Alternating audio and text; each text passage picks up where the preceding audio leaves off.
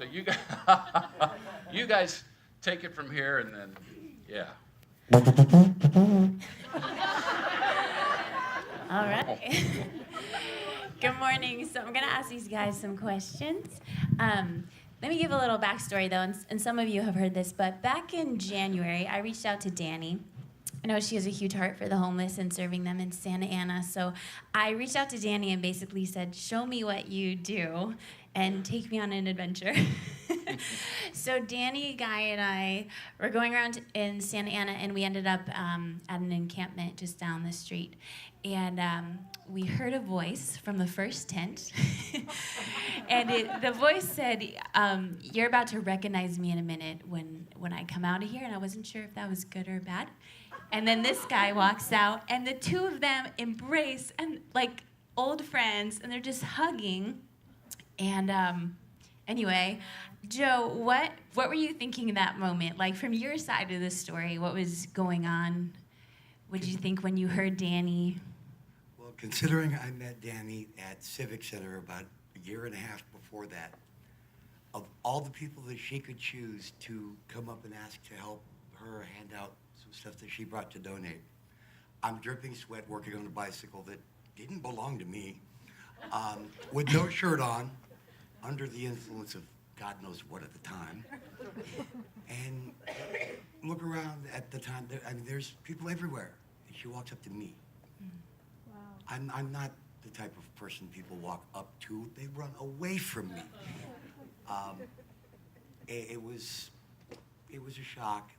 And then a year and a half later, I'm sitting in my tent on the railroad tracks, getting ready to become under the influence of God knows what again. And I heard her voice. It was like, no, it couldn't be. And I actually put down all of the God knows what I was about to be under the influence of. I put it down and stepped outside. And it was amazing. I was so surprised and so happy to see her. Yeah. Okay, so now I'm going to hear Danny's side of the story. What were you thinking? And when you first met Joe, what made you, go up to him and ask him for his help at the Civic Center a year and a half earlier? Well, I needed help, and he was before me. He looked strong, and he looked willing, and I asked the Lord if he would highlight people before me who I am to love and to go forward in. So he was the one that the Lord placed before me for help. Wow. And he did a wonderful job, and I saw him at Civic Center more than once. And then I was very surprised and happy to see him at the tracks. Okay, so I'm going to fast forward back to when we met you at the tracks, and I want you to tell us a little bit about what your life was like at the time, how you ended up there, kind of where you were at in that season. Share as much as little as you went. Well, how I ended up, let's see. I got tired of doing what I was told. I'd actually gone through a drug program, and there was a girl, here we go.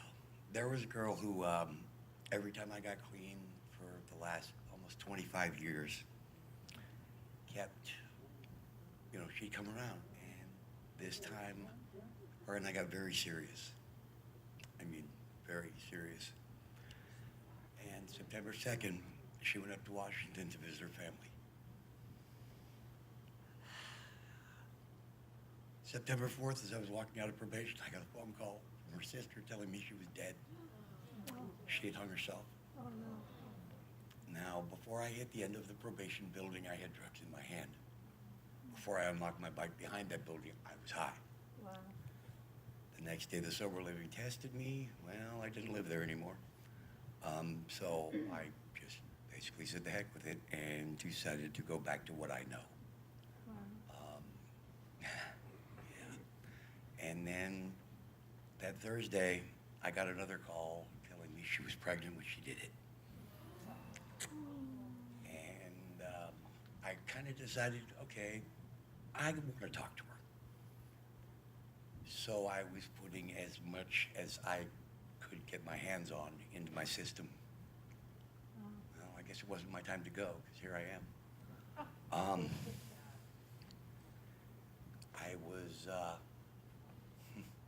I was doing 90 miles an hour down a dead-end street. I did not care at the time whether I lived or died. I think I've processed most of it now. I've given it to God. When Danny and I were talking, when she came down to the railroad tracks, I told her that I was hiding from an absconding violation on probation, which is basically no bail. They're going to lock you up when they catch you, period. And he's like, well, we'll come and visit you. You know, give your name and everything. We'll come and visit you, and we'll put money on your books. Well, I've got over 19 years of my life behind bars. I've heard this before. So the only thing going through my mind is, yeah, right. Okay. And then I made a promise to God that day that if she actually did, then I would make the next indicated step in the right direction. Well, 3 weeks after I got arrested, I'm sitting in jail, and they call me for a visit. I'm thinking it's my mom. I sent her a letter. Yeah, Mom doesn't come visit me anymore. She's over that. And I go up and I sit down, and I'm waiting, and Danny and Guy walk in. And my first response is, you got jokes, do you? Okay. So I've been doing everything I can to make that step in the right direction. To the point I even learned this time what I think is the most important step a man can make. It's not the first one. It's the next one.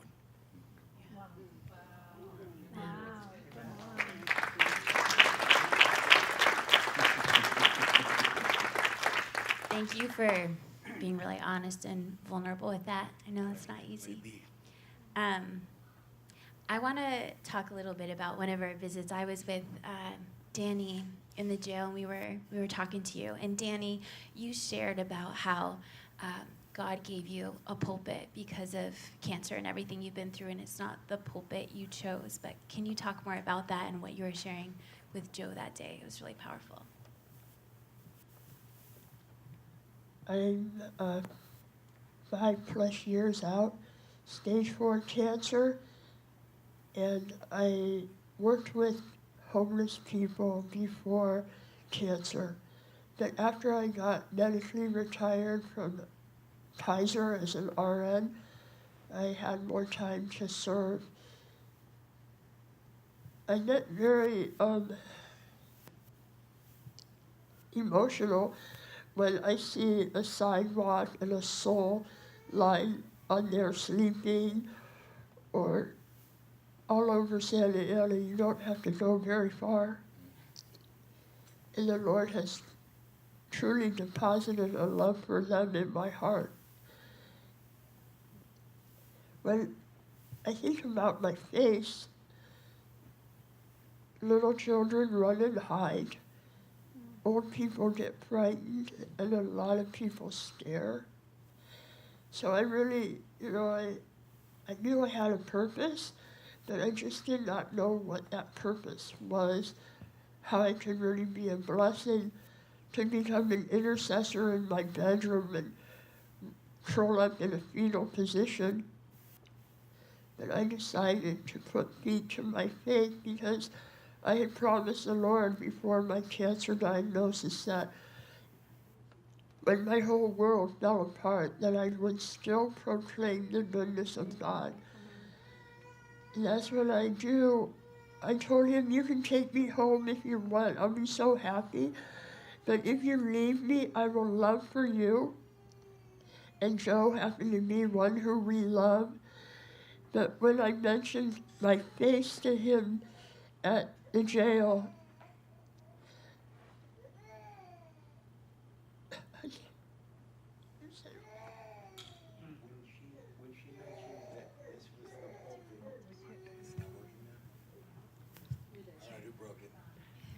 How about him? Oh, wow. All right. She mentioned that this was the pulpit that God gave her. And very simply, I mean, I know how I've lived my life, and people don't get through to me. Had Caitlin, for example, tried to approach me. Yeah, okay, what do you know? Sorry. But this absolutely beautiful lady right here is the one that approached and got through to me.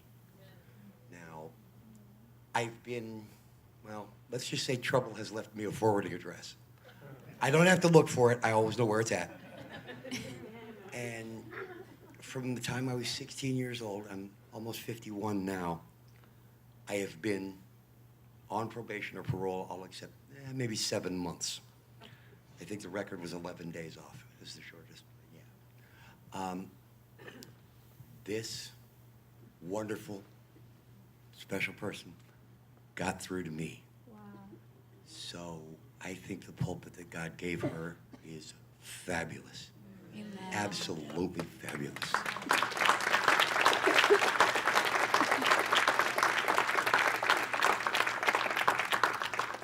Okay, so something you said with that, Joe, you told Don and I, Danny broke down my walls, and then the rest of you all jumped through the cracks. So,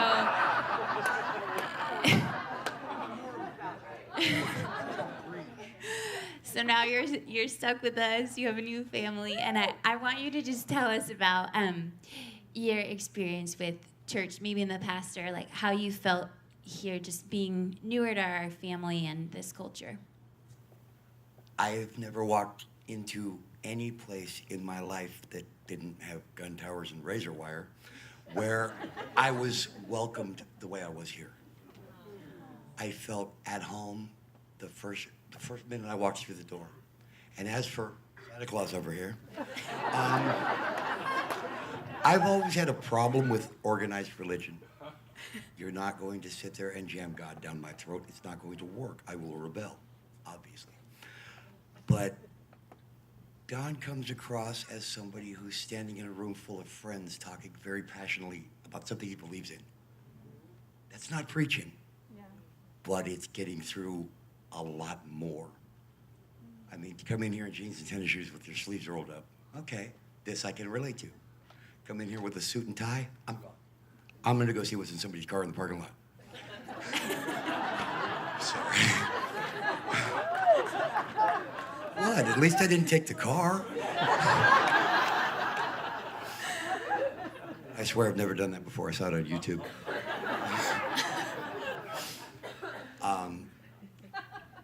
You guys, you know, you say I'm stuck with you. You're stuck with me.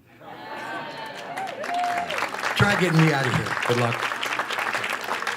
Well, we're very glad to have you as a part of our family. And Danny, thank you for everything you've been doing too. So we love you guys. Is there anything else you want to add in before we give the mic to Santa Claus? Yeah, this is much better than the public speaking I've been used to. What? Do you want You to guys, say anything else? you guys don't know about the public speaking I'm here? Everybody on the floor, put your money in the bag. That's not public speaking? Okay, I'm retired anyway. I do want to say that. Hold on, I don't want to do a double whammy. It is not me. It is Christ in me, my hope and glory. You would not want to know me apart from the Holy Spirit. My chains have fallen off, and I've been redeemed, and I have a story to tell, and I'm full-blown honest. But I love. He has filled me with his love. And each one of these precious souls, if Joe were to tell you his entire story, there would be no dry eyes.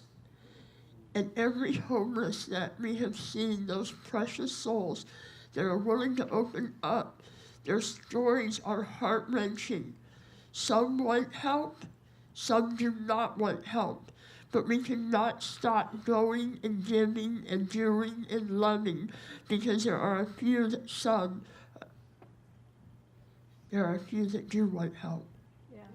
And I thank God for Joe Will you all remember him in your prayers? It's not easy changing, but we talk about the Holy Spirit, the new covenant promise, and I believe the Lord will get this young man into public speaking. We'll call it proclaiming the goodness of God. I love you and thank you.